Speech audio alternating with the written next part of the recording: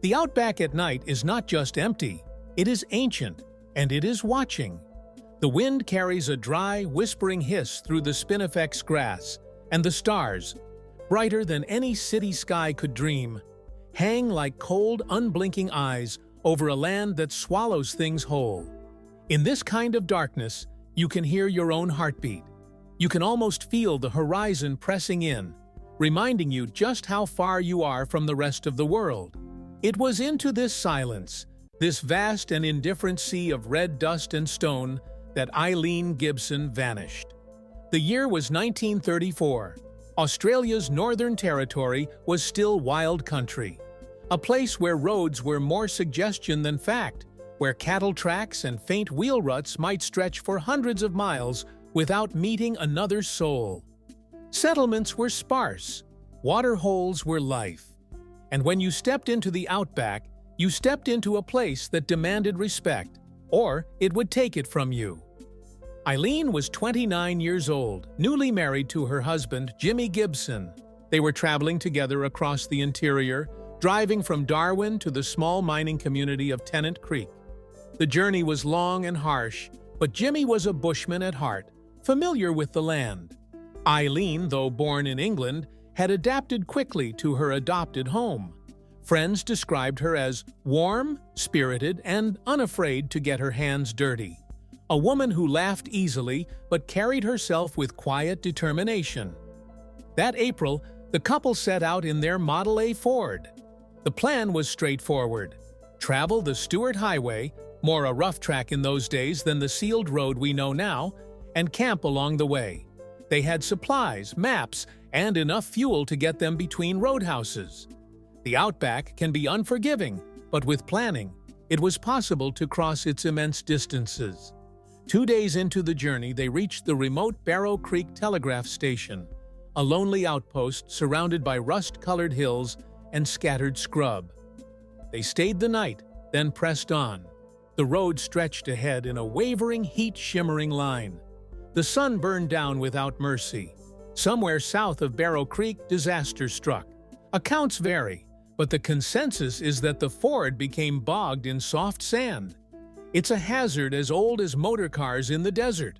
One wrong turn onto a deceptively firm-looking stretch, and your wheels sink into powdery red dust that clutches at the tires like quicksand. Jimmy tried to dig them out, but the more he worked, the deeper the wheels sank. The decision they made next would determine the course of their fate. With the midday heat intensifying, Jimmy decided to walk to the nearest station for help.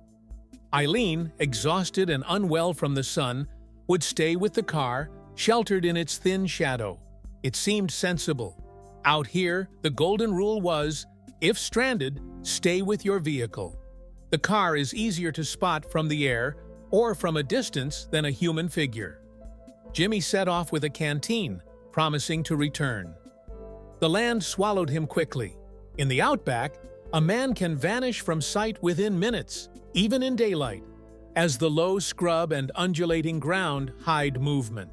When Jimmy reached help hours later, relief quickly turned to dread. By the time they returned to the spot where he'd left her, Eileen was gone. The car was still there. Supplies were untouched. Her hat was missing. Her footprints led away from the vehicle, heading roughly east. It's here the mystery begins to deepen. Why had she left? The prevailing theory is that, in the searing heat and disorientation of the day, she'd grown anxious that Jimmy was gone too long, perhaps convinced he'd gotten lost. Maybe she thought she could meet him halfway, or find a water hole. But walking into the outback without bearings is like stepping into an ocean blindfolded. Every dune, every line of spinifex looks the same. A search began almost immediately. Local Aboriginal trackers, men whose skill in reading the land was legendary, followed her prints for miles. They read the ground like a book. A scuff where she stumbled, a deeper impression where she stopped to rest. The sun beat down relentlessly. Water would have been scarce, if there was any at all. They found places where she had sat in the meager shade of a bush, perhaps trying to escape the worst of the heat. Her trail continued through dry creek beds and over low ridges. But after many miles, the tracks began to fade, swallowed by shifting sand and wind. The trackers pushed on, fanning out in widening arcs. Days passed. Still, no sign of Eileen herself. Word spread quickly through the territory.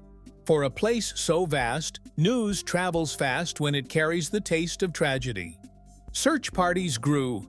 They brought vehicles, horses, even aircraft. The airmen scanned the landscape for any trace of a figure, clothing, or movement. But the Outback has a way of making a person invisible. From the air, it is a patchwork of shadows and color where a body can vanish into the folds of the land. Weeks passed, then months, and still nothing. No bones, no clothing, no trace at all beyond those last fading footprints. As time went on, theories emerged. The most accepted explanation is the simplest. Eileen succumbed to heat and exhaustion, collapsing far from the searchers' paths. The Outback's scavengers, dingoes, birds, may have scattered what remained. Wind and time would erase all signs. It's a grim reality in the desert. The land reclaims quickly, but others weren't so sure. Some whispered about the possibility of foul play, though Jimmy was never charged with anything and always maintained his story. The couple had been seen together at Barrow Creek, smiling, chatting with others.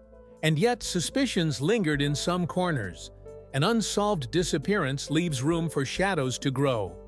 There were also more outlandish suggestions. The Outback has its own folklore, tales of spirits that mislead travelers, of the Min-Min lights that dance in the distance, luring the unwary further into the emptiness. Some suggested she might have followed one of these strange lights in a delirious state. While such ideas remain firmly in the realm of legend in a place like this, where the night sky feels closer than the ground beneath your feet, it's easy to see why the imagination wanders there. Over the years, occasional rumors surfaced. A bone found by a stockman, a scrap of fabric in the sand. But none were conclusively linked to Eileen. In truth, most believed she would never be found. The Outback is littered with the unmarked graves of those who underestimated it. What makes her story endure is not just the tragedy, but the image it leaves behind. A lone woman, walking under that merciless sun, her figure growing smaller against an infinite horizon. You can almost see the heat haze shimmering around her, hear the crunch of her boots in the red dust, the occasional cry of a crow wheeling overhead, each step taking her further from rescue, though she could not have known it. Jimmy Gibson eventually left the territory. He remarried years later. But those who knew him say he never spoke much about that day, at least not in detail. Some say the memory haunted him, that he would wake in the night, drenched in sweat, calling her name. Perhaps he was tormented by the thought that if he'd stayed with her, they might both have been found. Or perhaps by the knowledge that in the Outback, sometimes, even doing everything right isn't enough.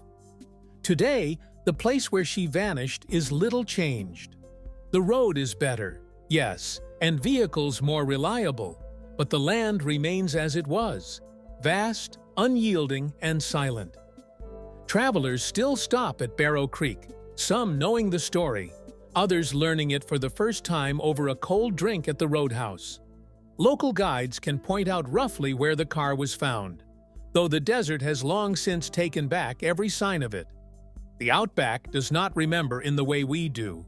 It keeps no monuments, no markers, no stones with names etched in them.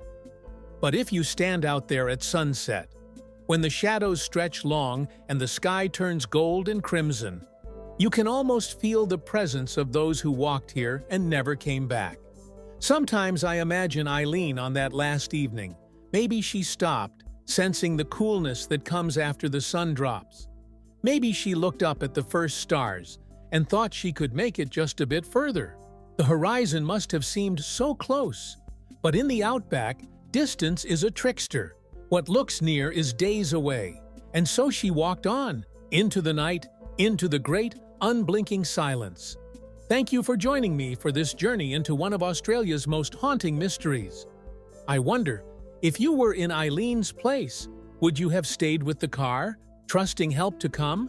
Or set out across the land in search of rescue? Share your thoughts in the comments below. And if you enjoyed this journey into the unknown, please like, comment, and share. It truly helps keep these stories alive.